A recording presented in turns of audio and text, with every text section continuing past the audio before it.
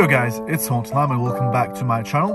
Today I'm bringing a new team for the Ultra League. It's been a few days now since Ultra League's been out and I myself have been having a really rough time. Not been able to find a good team that works well until now.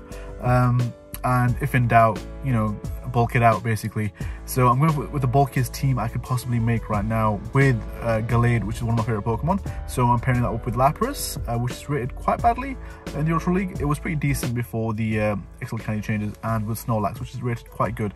It's a Shadow one as well, which I built for this season. So up against a really good lead against the Gengar.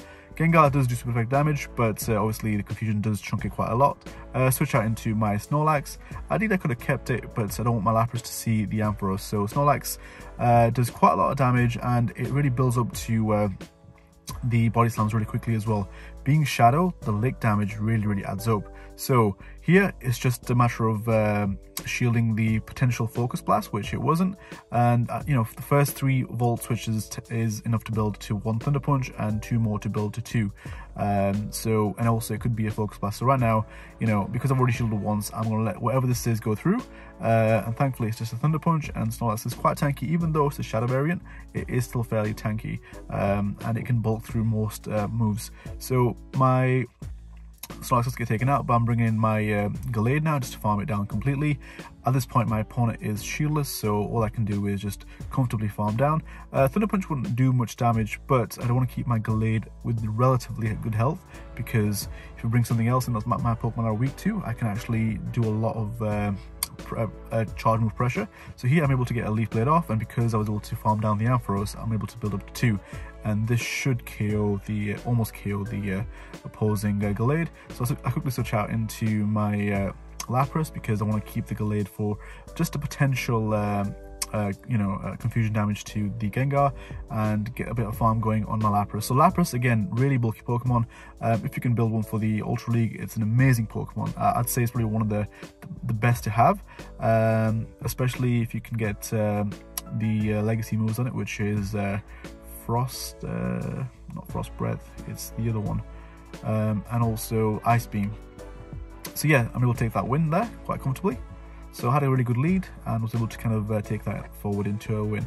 So on to the next game. So Gallade is pretty much the MVP of Ultra League. It's really strong in most teams. Here I'm switching out into my Snorlax because I don't want my Gallade to go up against a wing attack. Bravery. Bravery is a cool Pokemon, but sadly really squishy. So my opponent switches that into a Swampert. So here I'm just going to take these Hydro Cannons and try to throw a Body Slam in response. So Body Slam, if it goes unshielded, will do quite a bit of damage, but it gets shielded this one here. So I'm able to build up to a second one, and this should go through and bring the Swampert in range where I can farm with my Gallade, or even Lapras. So here I'm not going to shield anything. So another tactic of this team is to kind of not use shields and get your opponent's shields with the heavy hitting moves from Gallade, and you know, the fast move generated by either Lapras or Snorlax. Because they're quite tanky, you can often let moves go through. I knew that was going to be a Sludge Wave, so I thought I'd keep my Lapras relatively healthy, because Bravery is still in the back somewhere, and obviously, you know, I want to know what the third Pokemon is. So he brings in his Venusaur. Venusaur obviously has a pretty good matchup against my Lapras, but the Ice Shards do start to, you know, to chunk away. So here I'm just going to shield again, because I've already, you know, Skull Bashed the Venusaur, so I'm quite tanky. I want to keep it alive. So my opponent does switch out into his Bravery, and here, even though Bravery can you know, do super damage, I'm just kind of dealing with baiting out a shield with the Leaf Blade. So here, you know, he Rock Slides, which is probably his biggest mistake. Bravery does have some really cool moves, which is Rock Slide and a Close Combat, but Rock Slide is resisted by Gallade, so I was able to kind of survive that and take it out. And now my Gallade gets taken out, but I do have a Surf Stone, so that was kind of there just in case I need to use it against Venusaur, and thankfully the Ice Shards do take it out.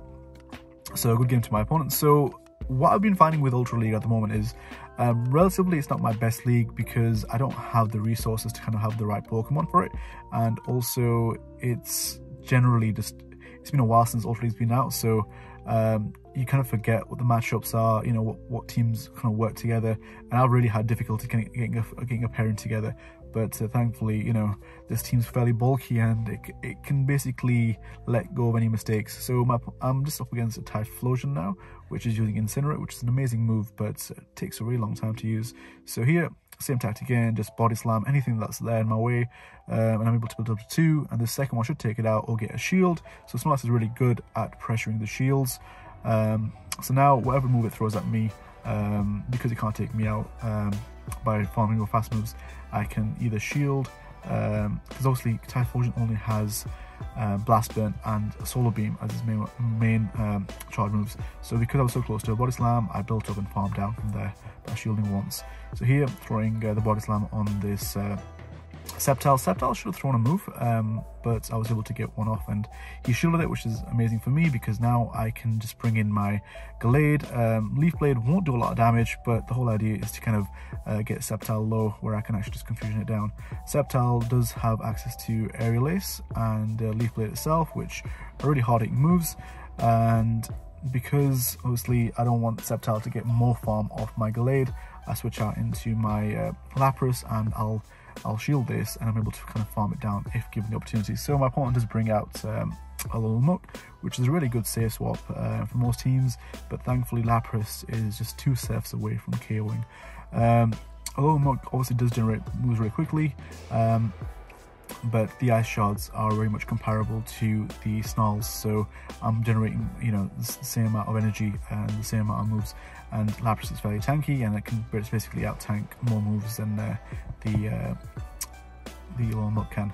So here I'm just trying to get it as low as possible, Ice Sharding away, and if this is a Dark Pulse it won't be enough to take me out, and one more away to taking it out. So I do switch out into my Gallade because I was scared he was going to get to another move. Thankfully I switched out onto this charge move. I didn't need to, but I did want to obviously keep a Surf ready for anything that was in the back. But obviously that switch out there, you missed the animation, was he brought his own Sceptile in, Ice Shard took it out as well. So good game to my opponent. Didn't need to do what I did in the end, but sometimes under pressure you do kind of do some funky things and then live to either regret it or it works out. So you're up against a Lapras lead. So all I need to do here is build up to at least 4 confusions.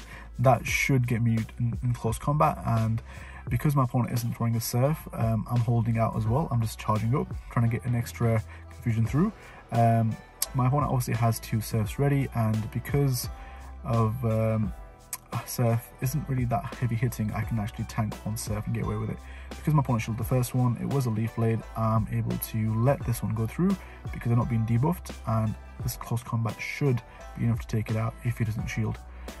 Close combat is a really hard hitting move and most people either shield or they don't really.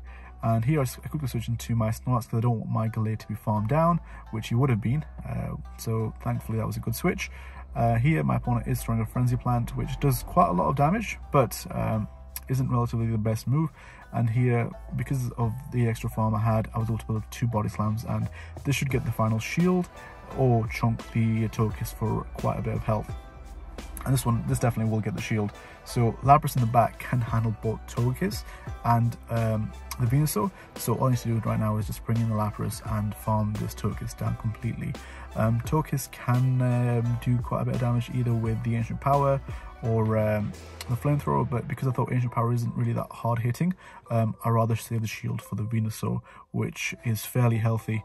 And here I'm just going to Skull Bash it because it's the harder hitting move, and it also increased my overall defenses. And because I saved the shield, I'm able to basically shield anything, and my opponent realized that, so he surrendered. So good game to my opponent. On to the last game against Lord Dunsparce, which is an amazing name by the way. And again, up against a Gliscor, which is not very common but is rated pretty high in the Ultra League.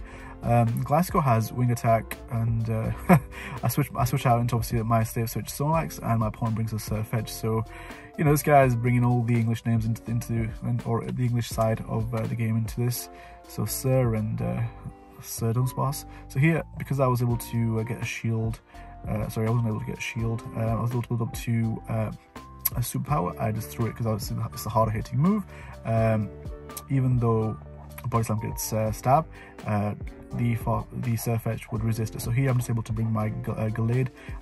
Took whatever move that came up my way, and I was able to farm it down. And here I switch out into my Lapras, because Lapras ice shards are double effective or double super effective to the Glasgow due to the ground typing and the flying typing.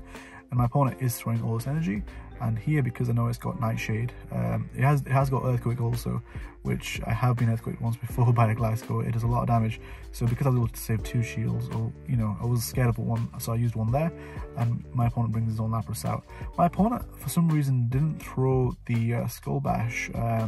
He should have built up Skull Bash. I'm assuming my opponent only had Ice Beam, because the mirror match, Skull Bash is really important, and because my opponent wasn't even building up to a Skull Bash, I didn't really need to use my shields.